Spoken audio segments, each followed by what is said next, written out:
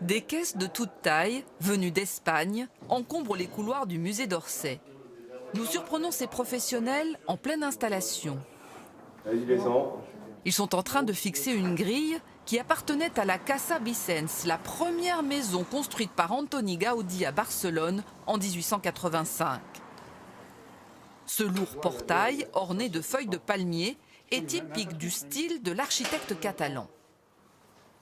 Gaudí ne pouvait pas se passer de la nature comme référence. Pour la Casa Vicens, par exemple, on sait très bien qu'il est arrivé dans un espace où il y avait une espèce de pré avec des fleurs qui ont servi de modèle immédiatement pour créer des motifs de céramique.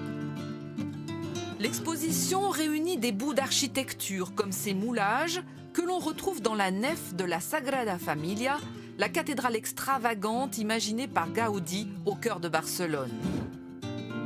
Dessins, photographies, sculptures, elle réunit près de 500 pièces, soit le double d'une exposition de peinture classique. On va ouvrir la caisse 165.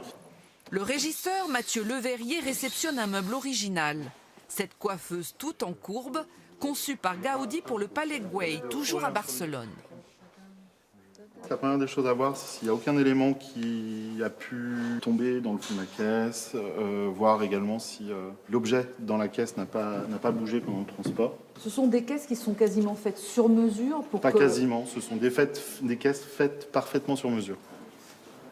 Tous ces meubles ont voyagé de la même façon. Ils sont typiques du maître catalan qui mariait toujours fonctionnalité et originalité. Son mobilier, il peut être caractérisé par une fantaisie, une liberté dans le dessin. On retrouve dans la construction de son mobilier des choses qu'il est un peu le seul à faire. Là, vous voyez le pied qui est en biais. Finalement, c'est un angle d'inclinaison qu'on peut retrouver à une très grande échelle dans des colonnes, que ce soit dans le parc Güell ou dans d'autres édifices.